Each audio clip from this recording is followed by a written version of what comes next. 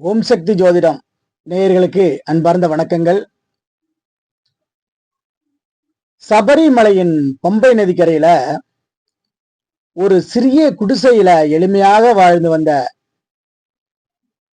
மூதாட்டியோட பெயர் சபரி. ராமபிரான் மீது அளவற்ற பக்தி கொண்டிருந்த அந்த மூதாட்டி என்றாவது ஒரு நாள் தன்னை காண ராமபிரான் வருவார் என்ற நம்பிக்கையோடு காத்திருந்தாள்.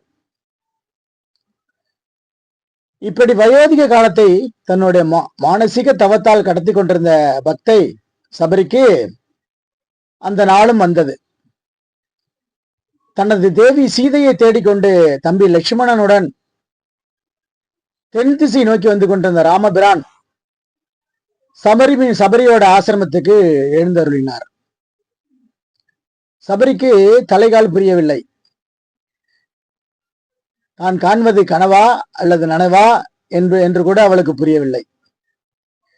தசரத சக்கரவர்த்தியின் தவப்புதவன் கோசலை பெற்றெடுத்த அருமை மைந்தன் சீதையின் கரம் பிடித்த சீராளன் தன்னை பார்க்க வந்த உடனே குடிலுக்குள் அழைத்து சென்று அன்புடன் உபசரித்தாள். உயர்ந்த கனிகளை எல்லாம் பறித்து வந்து கழுவி தன்னுடைய பொக்கை பல்லினால்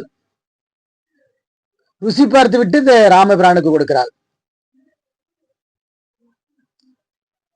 அன்பாக கொடுத்தத எச்சில்னு கூட பார்க்காம ராமபிரான் வாங்கி சாப்பிடுறாரு. யாருக்கு கிடைக்கும் இந்த பாக்கியம்?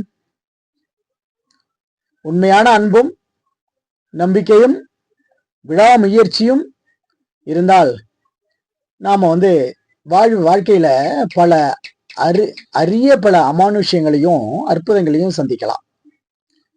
தன்னம்பிக்கை வாழ்க்கையை நம்பிக்கை ஏற்படுத்தும். விடாமுயற்சி வெற்றியை தரும். நன்றி நேயர்களே, வணக்கம். வாழ்க வளமுடன்.